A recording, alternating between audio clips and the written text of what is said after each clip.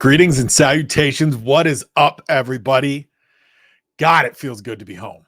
Feels good to be home. Your friendly neighborhood Spencer Man, E. Spencer Kite. Here on Keyboard Kimura, one question for every fight for UFC 294 takes place Saturday, 7 a.m. start time here on the west coast of Canada from Etihad Arena in Abu Dhabi. This, of course, is presented to you by the fine folks at One Bone. I said it yesterday on the podcast. I will say it again now on video as well as audio. Thank you to everybody that reached out, wondered where I was, to everybody that has stuck with me, bared with me as I've navigated some life stuff these last couple of weeks, just taking some time to get myself in order, get some stuff figured out, work on some stuff, make sure I take the time. I'm always preaching at the end of these shows to make sure you love yourself, love one another, take care of one another, all of those things. I needed to take care of myself. So I prioritized getting some other stuff done and taking care of some things. But I am back. It is 294 fight week. I've been looking forward to this one for a long time. This was always the plan. This was the goal, was to be back for this week, to be feeling good. We made sure to get here. And now we're here with one question for a fight card where I have many a question. And some of them have changed even in the last 12 hours since I wrote out the initial script for this, since I broke down the initial talking points for this. So we will get right into it. Main event for the lightweight title, Islam Makhachev versus Alexander Volkanovski. My question is, how does each man respond after the first fight? Rematches like this, especially of fights that were close, competitive, and feature people at the absolute apex of the sport, are always fascinating to me. I said yesterday, wouldn't necessarily have been my pick to go this direction, though I understand it. And as I speak with Volk or watch the interviews of my colleagues speaking with Volk and speaking with Islam Makhachev, putting out some questions that I put to them, it's gotten me more excited because I think there's a chip on the shoulder of Islam Makhachev coming into this one. I think the way that people responded to the first fight and reacted to the first fight in terms of praising Volkanovski, elevating Volkanovski, and not necessarily having it be about him, where he defeated another pound for pound great, where he defeated another champion, didn't sit well with him. He said a couple of times in an interview he did with UFC Digital, people were talking after that fight. And it wasn't just like, hey, we did well and it got people going. It felt like, or it sounded to me like people were saying some stuff and there were whispers about maybe he won and how good he looked and things like that. And he sort of closed out by saying, I'm going to go out here and make a point on Saturday. I'm going to destroy this guy. I want to see if that's possible. Because while he's saying all that, we've seen some reports,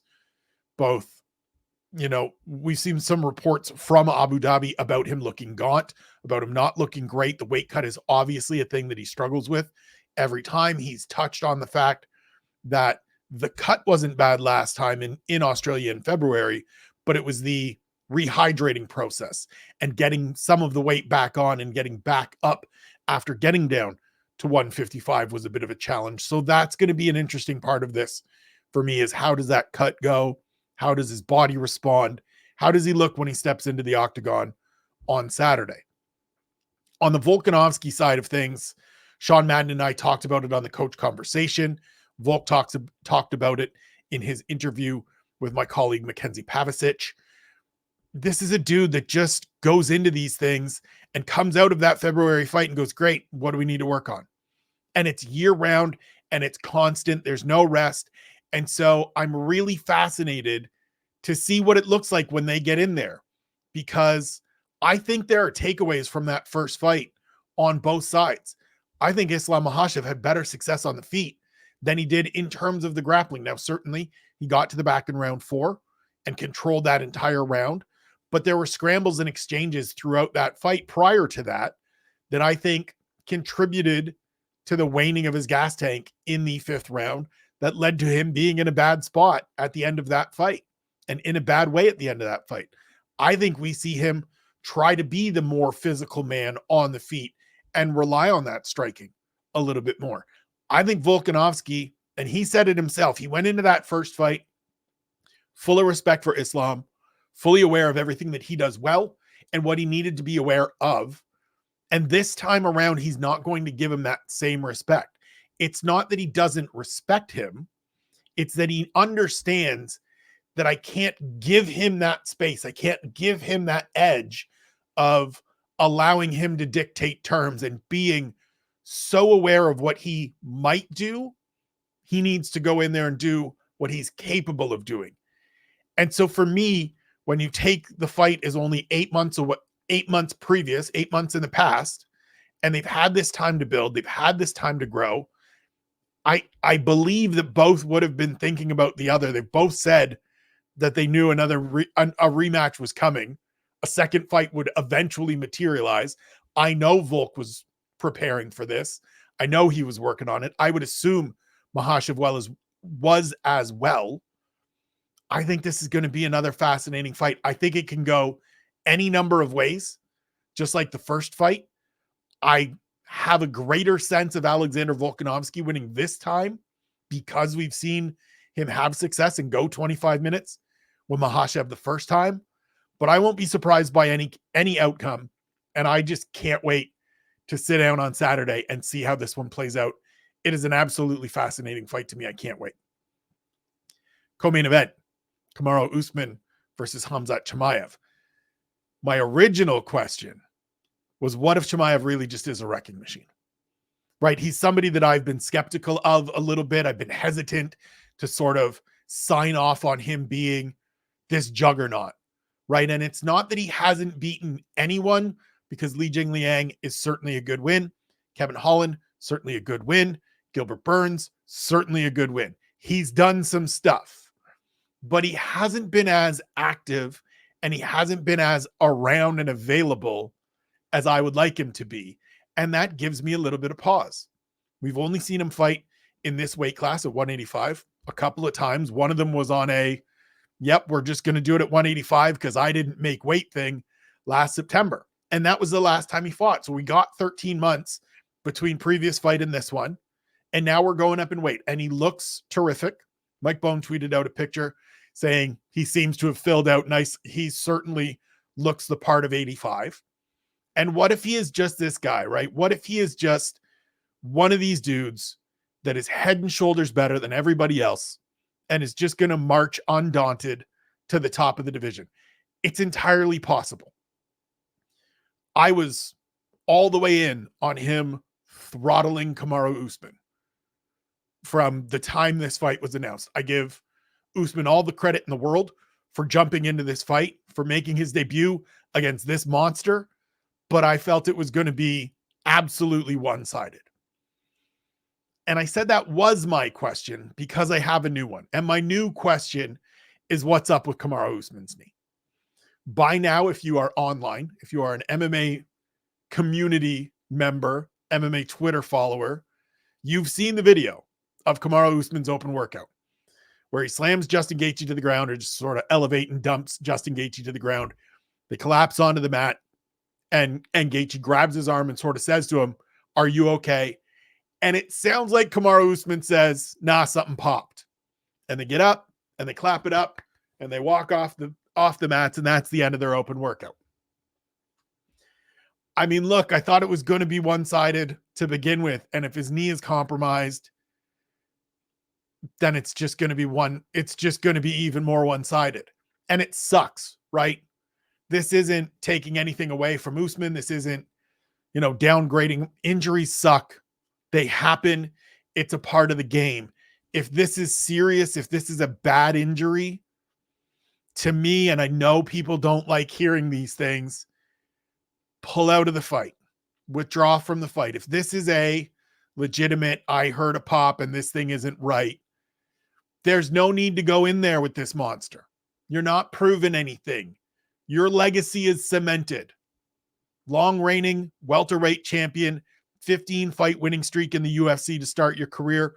You're good. You don't have anything left to prove, especially not from a look at how tough I am perspective by gutting out this knee injury and going in here with this unbeaten killer. We need to find out. Everybody's talking about it. I'm sure it will be addressed. Gaethje has come out and said, he didn't say that. He said everything's fine. Whatever. That's what they're going to say. If Kamaru Usman is hurt, I would like him to withdraw from this fight. I would like the UFC to step in and say, hey, can't go. Your knee's jacked up. Go get it fixed. We'll do middleweight We'll do middleweight when you come back, if you want to come back. Because, let's not forget, Kamaru Usman in his mid to late 30s now. And so a knee injury, if it's serious and it's 9 months, 12 months, might be the unfortunate end of things. Might be the sign of full decline that comes for everybody. This could be Father Time just finally putting his hand on Kamaru Usman's shoulder and saying, me and you got to have a talk. But if he's hurt, don't go in there with Khamzat Chimaev. That is a bad idea. Move to the middle fight on the main card. The return of Magomed Ankalaev against Johnny Walker at light heavyweight. My question is, will Ankalaev make a statement? Ankalaev is one of those guys that I've been high on for quite some time. Obviously, we haven't seen him fight since last December when he battled Jan Blachowicz to a split draw in a fight for the vacant light heavyweight title. Just the worst possible result the UFC and both athletes could have gotten in terms of the way the fight played out too, right? Blachowicz looks like he's on his way to winning. He's chopping out that lead leg. He looks great. He's up 3-0. And then all of a sudden, Ankalaev decides to wrestle, and he gets a 10-8 in one of those last two rounds, and we end up with a split draw. Nobody gets the belt. The UFC instantly moves on and is like, screw them. We're going to Jamal Hill and Glover Teixeira. That hasn't worked out now that Jamal Hill's blown his Achilles. And so here we are. We've got a championship fight next month. Yuri Prochazka, Alex Pereira at MSG. But this to me feels like number one contender, title eliminator. And as good as Johnny Walker has looked as of late, as improved as he has been in dialing back the crazy and showing some patience, showing some technique, the focus for me here is Ankalaev, because I think this is a fight where he can go out and potentially make a statement. I think it's there. I think he's a terrific wrestler. I think he has nasty ground and pound when he wants to. He's got a submission game. We've seen that be a bit of the Achilles heel for Johnny Walker. No pun intended for Jamal Hill, or no pain intended for Jamal Hill with the Achilles there. But we've seen that in the past, right? We've seen Johnny Walker taken down, beaten up on the ground by guys like Nikita Krylov, and Magomed Ankalaev is better than Nikita Krylov. But it's almost a question of just, will he? Does he have it in him to go out there and do this? Because this is what's sitting here. And he came out slow out of the gates against Blachowicz. He didn't have any answer for the leg kicks. He didn't start wrestling until the fourth round, and it felt like, what are we even doing? He finally got there. It finally produced some results. So hopefully, after 10 months of sitting in the shadows and not really anybody talking about him in this division, being a bit of an afterthought, he needs to make a statement. He needs to come out and have that performance that makes everybody go, oh, right, this is why he was fighting for the title. This is why we thought he could be champion. Go out and stop Johnny Walker's winning streak. Go out, turn in a performance that makes you undeniable, right? I talked to him all the way along up to the fight with Blachowicz, and it was always, I will get there when I get there. It's going to come.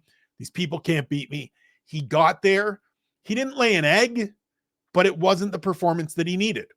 And the result turned out that way. He didn't leave with the belt. You can argue and quibble about the scorecards. It is what it is. Split draw. Nobody got the title.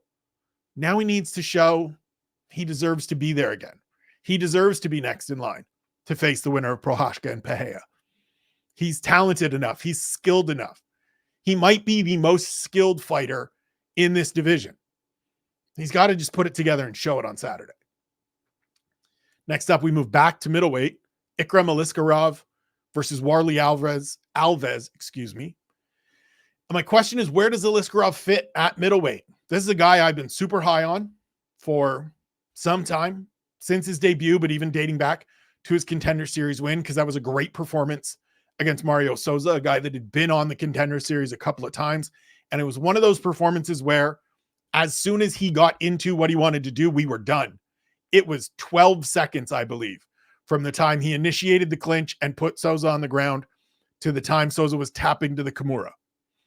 And so then he goes out in his debut at UFC 288 in May and just wallops Phil Haas. He eats some shots early. The fight lasts a little over 3 minutes. He gets hit with some stuff early, but he wears it all well. There's never a point where he's in danger or he's rocked and Phil Haas is charging forward. And then he sleeps him. Just sends him straight to the shadow realm, a right hand down the pipe, out you go, see you later. He's 14-1. That one loss is to Khamzat Chimaev in a catchweight bout a few years ago at Brave Combat Federation or whatever it's called, Brave CF. I mean, if the loss is Khamzat Chimaev, it's hard to quibble. It's hard to argue. And so he looks like the real deal. And earlier this year, the UFC booked him in against Paulo Costa at UFC 291 in Salt Lake City. That fight didn't happen. It didn't materialize. It didn't stay together. But just the indication that they were willing to do that was the sign to me that they believe they have somebody here. I agree. This was supposed to be Nasruddin Imavov. Nas pulled out because of visa issues. In comes Warlley Alves. This fight doesn't necessarily tell us all that much in terms of where he fits in the hierarchy, but it's another chance to figure out just how good this guy is and get a sense of who he might be able to compete with. I said last week in about Saturday's action, after Michel Pereira got his victory in his middleweight debut, let's just get him in there with a top 10 opponent and figure this out. Get a read right now, and suggested Jack Hermanson. That's kind of how I feel about Aliskerov after this one, should he get a victory. If he goes out and stomps Warlley Alves, let's not play around. Let's just get him in there with somebody with a single digit next to their name and find out where he stands. Because in talking to him today, he wants to be active. He wants to be short notice available for the UFC. They've already shown that they have interest in giving him an accelerated rise up through the ranks by booking him in that fight with Costa, by signing him to this fight with Imavov before it came apart. So let's just do it again. If we're not going to do Pereira and Hermanson, do Aliskerov and Hermanson or someone in that range. Feels like the right thing to do, the right way to go. And I really want to see where this guy lands at 185, because 185 is in a weird spot right now, right? We talked about it a little bit yesterday. Usman Chimaev as the winner gets next, screws things up. DDP's there. I know Izzy has taken some time off, but he's still certainly there. Rob Whittaker ain't going nowhere. Jared Cannonier is in the mix. He took a fight. Roman Dolidze can put himself in the mix if he wins that fight. Like, 85's moving. It's confusing. It's shuffling. There's a chance for Aliskerov to really put himself in the thick of things with a strong performance on Saturday. Main card opener, Said Nurmagomedov versus Muin Gafurov. My question is, have expectations limited the way we think about Said Nurmagomedov? And I want to explain this one a little bit, because he feels like a guy to me that every time I see him on a fight card or anytime we talk about him, it's sort of the big breakout is right around the corner. And I don't know that it is, but I also think that's perfectly fine. So he's 6-2 in the UFC, 17-3 overall, which are both very good marks. His last loss was to Jonathan Martinez last time out. Jonathan Martinez, of course, last weekend beat the hell out of Adrian Yanez's lead leg and got a victory there, his 6th straight. To me, he is a clear 13-18 guy in the bantamweight division, which is a good spot to be in. This is the best, most competitive division in the UFC, in my opinion. And so if you are in that lower third of the top 15 or just outside, it means you are a damn good fighter. And yet, as I said, that feels a little bit disappointing, because when he arrived on the scene, the expectation it felt was for him to be a contender, and he hasn't gotten there. The weird thing to me is that I think he's a little bit limited because of his last name. I think people see Nurmagomedov and hear Nurmagomedov and go, contender, even though he's not related to Khabib. Like, not, right? This isn't cousin Umar. This isn't Usman over in Bellator. No relation here. But I think people hear the name and go, has to be top 10. And when you're not, and you're 31, going to be 32 very soon, they kind of go, well, it's not as good as we expected. But number 13 through 18 at bantamweight in the UFC is pretty damn good. And so in a fight against the guy in Muin Gafurov, who got a short notice opportunity last time out, held his own against John Castaneda, but feels like a guy that rightfully is the underdog in this fight. I want to see if we can get a quality Saeed Nurmagomedov performance and sort of get back to rating this dude properly, get back to talking about him properly, and sort of processing who he is and where he fits in this weight class a little bit better. Because I understand that the expectations maybe haven't been met, but he's still had a pretty good career. Winning 75% of your fights in the UFC is pretty damn good. And we need to talk about things and athletes that do that in that way far more often than we do. It's one question for every fight for UFC 294 here on Keyboard Kimura, presented by One Bone. I am E. Spencer Kite. We are moving to the prelims. Tim Elliott versus Mohammad Mokaev. My question is simply, is Mokaev ready to make a run? This is the fight that is the test, right? This is the measuring stick for right now. And I know there will be some people that are like, really, Tim Elliott is the guy? Yeah, Tim Elliott's the guy. Tim Elliott has done relatively well as of late. He's on the best stretch of his career in the UFC, winning 4 of his last 5. He is the constant litmus test. This is his role in the division. I think he accepts it. I think he knows it. I think he appreciates it. And we just got to see. And as high as I was on Mokaev at the start of his UFC career, and as much as I still think he has a wealth of talent, the last 2 outings don't really have me over the moon anymore. Like, I came into this and he runs through Cody Durden in his debut, and I just think, yeah, this kid's the goods. And then he kind of plays around with Malcolm Gordon a little bit a year ago in Abu Dhabi, gets a 3rd round finish, and it's fine. It's a good win. And he comes out and he says the right things, right? He comes out and he says, kind of playing around and playing to the crowd and trying to give them a good show. And I can't do that at this level. And all these guys are really good. And so I've got to be more focused. Then he fights Jafel Filo in March in London. And in the 3rd round of that fight, I thought he was dead to rights. I thought the winning streak, the unbeaten streak, the 0 in the loss column was gone, because that knee bar was nasty. My knee still hurts thinking about it. The torque and the flex that was in that leg. And somehow he guts it out. Somehow he gets through it.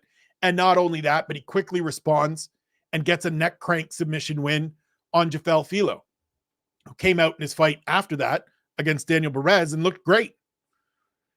But it just sort of feels like if we're struggling and not getting through Malcolm Gordon as easy as we probably should, and we're struggling and not getting through Jafel Filo as easily as we probably should, and we're getting stuck in bad spots in both fights, I need to see this one, because Tim Elliott is a guy that will just grind you out and just create a grimy, ugly, messy, mucky fight and beat you 29-28 on 2 scorecards, win a split decision, and then you're not undefeated anymore. And so if you're Mohammad Mokaev, set aside the John Jones stuff. I don't care.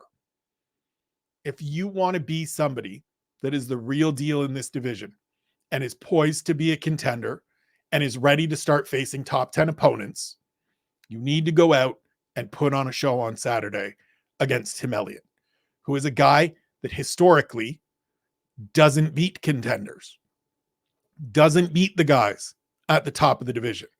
So if that's where you believe you can be and you should be, show us on Saturday. Next up, we move to the lightweight division. Muhammad Yahya versus Trevor Peek. My question is, what will Yahya bring to the table? So this is one of those situations where the UFC goes back to Abu Dhabi. They sign a fighter from UAE Warriors in Yahya. And it's one of those, I have no idea what to expect situations.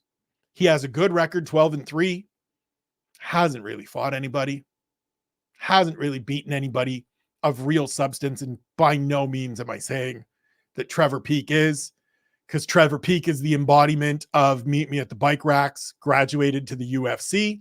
It's wild, it's ugly, it's sloppy. He was exhausted against Chepe Marichal last time out. But he's still a guy that's got some power and is going to be swinging hammers from Jump Street.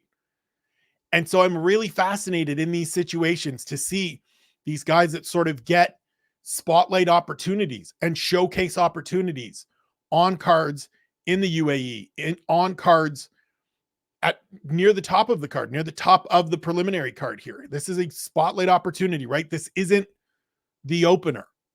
He's getting put in a position where people will be there to see him and want to see him. And so can he deliver? We've had a bunch of these athletes over the course of this year that have shown up in the UFC, shiny records, not sure who they fought, not sure who they've beaten. And it's been mixed results, right?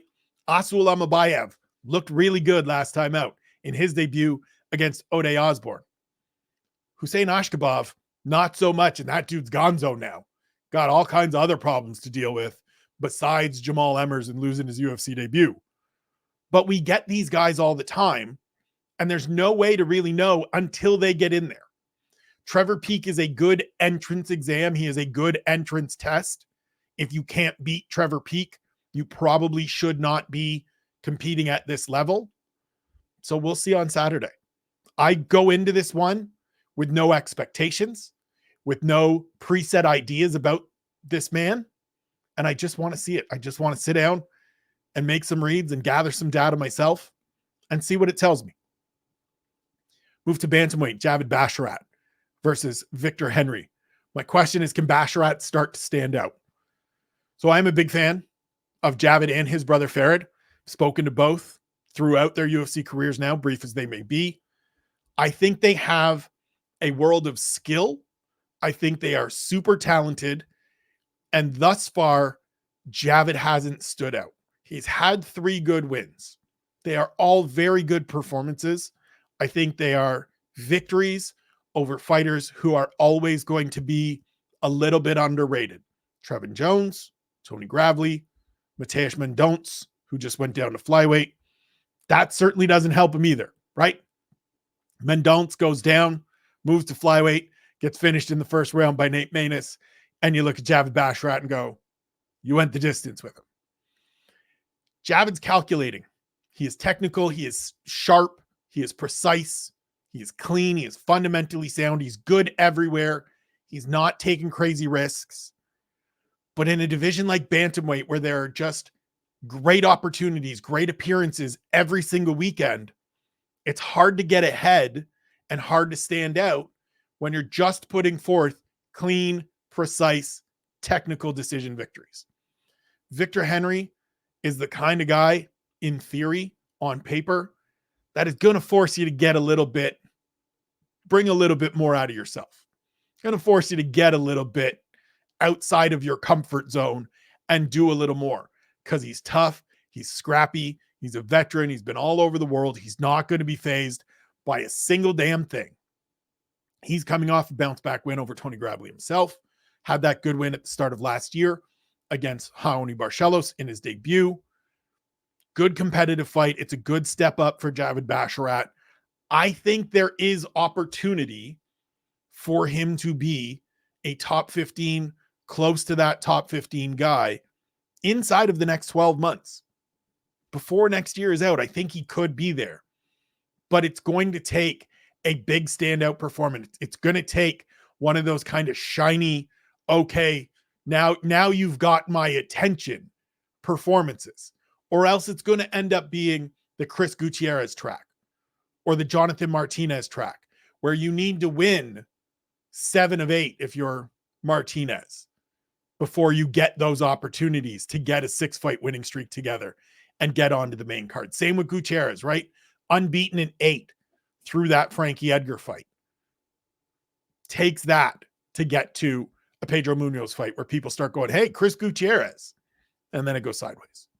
So if you want opportunities, if you want bigger fights, you want bigger names, you want to ascend, sometimes it's not just about winning. And I hate that I have to say that because I'm the guy that just values winning. This isn't figure skating. This isn't style points to me. Get a victory. I can tell who's good, who's not, that you beat. I'm okay with that. But for the population at large and for the UFC matchmakers themselves, put some style points on it. Go out and show that you deserve a showcase opportunity. You can't talk about I'm ready for main events and I want big names and be squeaking out 29-28 every time out. It needs to be more than that. I hate that I'm saying it, but it needs to be more than that. Move to middleweight. Abu Azaitar versus Sedriques Dumas. And my question is, what's reasonable, to expect from each man? Abu Azaitar is one of these guys that he's got 2 fights in the UFC. The first one came in 2016, I believe, defeated Vitor Miranda.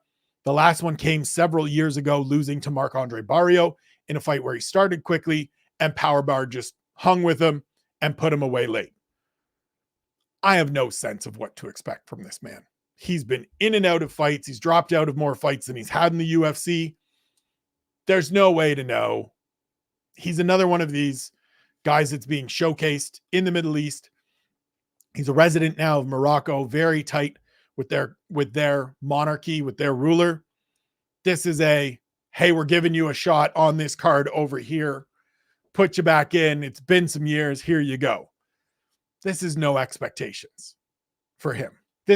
He could look great, more likely going to look not great. And so we'll see. Excuse me. Dumas is the interesting one to me. He didn't look good in his debut against Josh Fremd. Looked like a young, inexperienced fighter. And Aaron Bronstetter pointed out a really tremendous fact about these athletes when he and I were speaking on Monday. Sedriques Dumas's career began after Abu Azaitar's last fight in the UFC. So the experience level, the amount of time as a professional, vastly different here. But Dumas looked good last time out against Cody Brundage. He showed some improvements. Now, the thing that I'm interested in is that fight, if you remember back in June in Jacksonville, was a fight where it felt like Cody Brundage just didn't turn up. Whether it was he was still sleepy because they were fighting early in the morning on the East Coast or what, he took the fight on short notice and then laid a complete egg. And Sedriques Dumas got his first UFC win. Was that victory a result of Cody Brundage just not being there? Or were the improvements and the gains and the advances really tangible, meaningful, true things from Dumas? I think we'll find out on Saturday. But this is another one of those fights similar to Yahya versus Peak, where I go in going, I just don't know what to expect. I have no sense of what this is going to look like. Again, Abu Azaitar hasn't fought in like 5 years. Who knows? Who knows? The improvements for Dumas could be real. They could be fool's gold. We're going to find out on Saturday. Move back to the lightweight division. Mike Breeden versus Anshul Jubli. And my question is, how much has Jubli developed since February? So the Indian fighter won the lightweight competition on Road to UFC in February. Great performance against Jekasaragi, dominating that fight, getting a second round stoppage win. He looked good, looked very good. Now we've had time. Now we've been back to the gym. We've been back to working out. We've been back to trying to build and add stuff on. And let's see. Mike Breeden is a guy that is 0-3 in the UFC.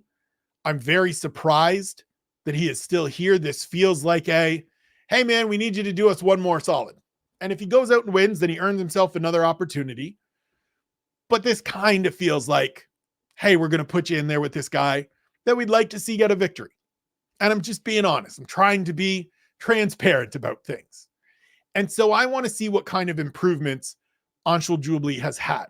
Because dominating Jekasaragi, who doesn't have much wrestling at all, who has a limited background himself, is one thing.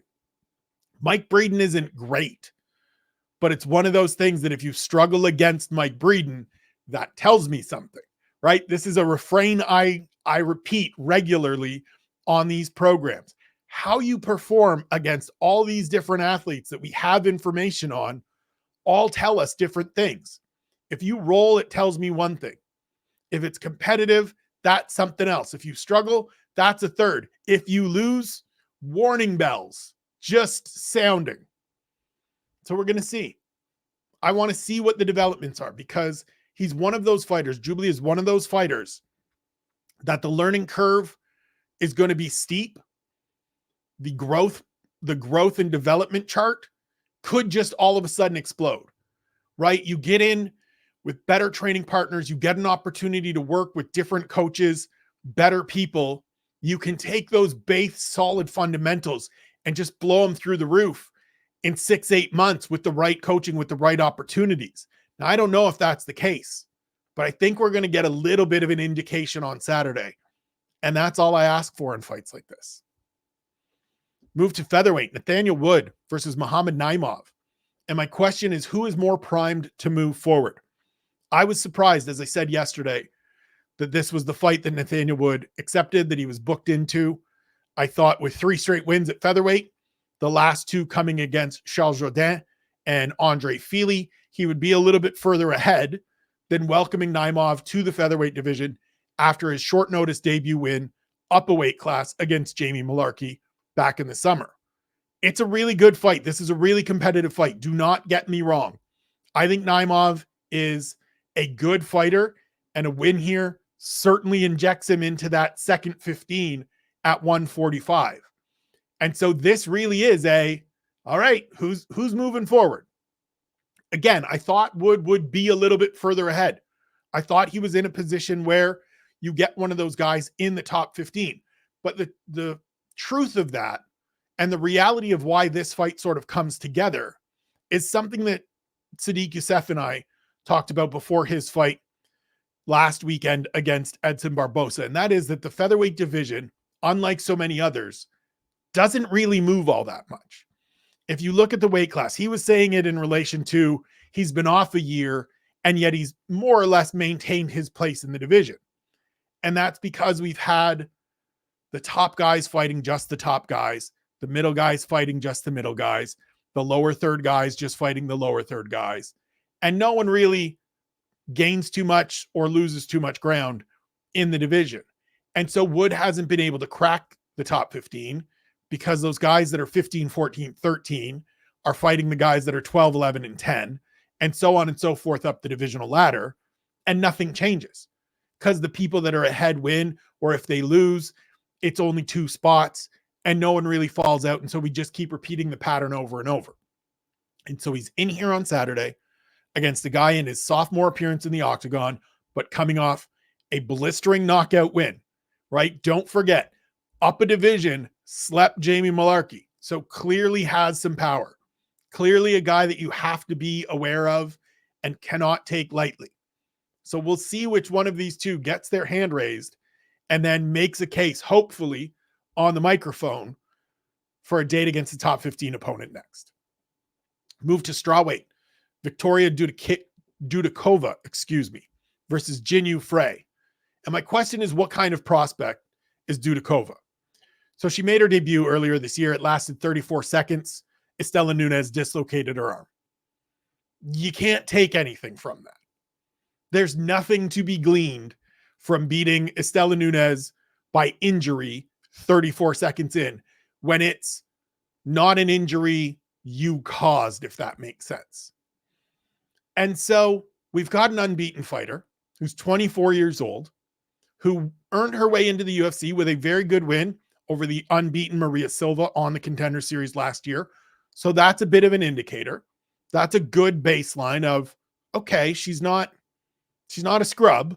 She's not just being hustled in here because she's 24 and blonde and unbeaten. But Jinyu Frey is sort of to me, a good initial step here, or a good, as it is, second step here. She's struggled of late in terms of results, but Jin is strong. She's experienced. She's tough. She doesn't go away easy. She's not somebody that you just run through. And so this should give us a much better sense, a much better understanding of where Dudakova stands in terms of just her skill development, just in terms of where she's at technically and ability-wise. Strawweight is loaded with talent. There are lots of fighters between her and the top 15, and she's 24. So there's a bunch of time to gain some fights. But Saturday for me is just about getting a chance to actually make some reads against a fighter who has established who I know, right? We've seen enough of Jinhyu Fry between Invicta and now the UFC to understand, as I said, with Anshul Jubli and Mike Breeden, what it means based on your performance against her. And so for me, it's just sit back, see what this unbeaten 24-year-old Russian can do, and assess from there. Do I think she is the next rising star? I'm not sure. I saw 34 seconds of a fight against Estela Nunes, where Nunes's elbow just went sideways. I can't make assessments from that. Hopefully, we get 15 minutes on Saturday. And if not, hopefully there's reason why it went shorter than that, and I'm impressed and I'm able to make some reads.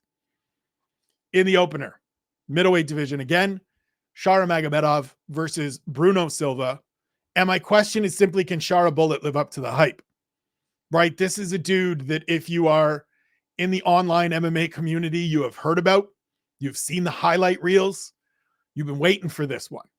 10-0, bunch of knockouts, bunch of finishes. The sizzle reel is actually really sizzling, but he's beaten cans. He hasn't beaten anybody of substance. There's no names on there that anyone outside of maybe Kaposa is like, oh yeah, that dude. And if Kaposa doesn't know him, and I'd love to find out if Kaposa knows all of these dudes that he's fought, then that tells you something. Bruno Silva, I've been talking about this now for a few of these fights. Bruno Silva is beyond the Mike Breeden test. He is even beyond, to me, the Jinhyu Frey test, right? Like, he is a dude that has a bunch of first-round stoppage wins, that's been in the UFC and put dudes out, right? Brad Tavares, 2 fights back. He's a guy that went the distance with Alex Pereira in Pereira's second fight in the UFC. That dude went on to win the middleweight title. This dude hung with him for 15 minutes and had moments where he looked good. And so if Shara Bullet is the real deal, he comes out and he smashes through Bruno Silva, and we all open the show going, all right, we got yet another name to talk about at middleweight and pay attention to at middleweight. But we're going to find out, because Bruno Silva isn't somebody that you play around with and you beat if you're just some scrub. He doesn't lose to bums, or at least he hasn't in the UFC to date. He's lost to good fighters. He's lost to solid fighters, and a former champion now who's now fighting for a belt in another division. But this is one of those ones, right? This is, to me, this is the way I want to see these hype dudes booked. He's got all this momentum. He's got all of this backing. There's all this buzz around him. Let's just find out. There's no point sitting around, waiting around, wasting time, putting him in there with somebody that, no disrespect, does not matter in the division. Bruno Silva is a great initial test, a great entrance exam. Let's see how he does. That is the show. Those are the questions for UFC 294. I'll be back tomorrow with 10 things. I'm excited. I'm trying to contain. There's an energy going through me right now. I haven't done this. Obviously, I've been a little bit rusty throughout this program because I haven't done a 45-minute show in about 3 weeks. So I'm kind of working back into a rhythm. I'm that guy that's been on the sidelines for a little bit. I got to get my chops back. I got to get my timing back down, but I will get my range. I will get my rhythm. The energy will still be here. I hope you will be back tomorrow. It's going to be 4 straight days of shows when we come on board tomorrow. Then we will make it 5 on Friday with the picks and plays. No show on Saturday, but we'll drop 10 things. We'll be back on Sunday with the next day takeaways. And then we're into an off week. But I will be delivering some content during that off week. I'm not sure what yet. Probably going to get the young king, Harry Powell, back on the program to talk about UFC 294 and some stuff that's coming up in the future. But for now, I remind you, check out the Substack. Check out the Twitter and Instagram at Spencer Kite. Check out the boys at OneBone, onebonebrand.com/Spencer Kite. Use the promo code Spencer Kite at checkout for 15% off your full order. The fall collection just came out. It's dope. There's a jacket. There's a vest. There's some long sleeve polos that came out. 2 drops back. New stuff drops every couple of weeks. Go check them out. I'm telling you, I'm rocking bone on bone today, same as always. Go check out the boys. Use that promo code. Get your discount. And then get yourself some more One Bone because it is the best thing going. God, it feels good to be back. Thank you for hanging out. Thank you for bearing with me. I love you. I appreciate you. Take care of yourselves. Take care of one another. We'll see you tomorrow for 10 things I like about UFC 294.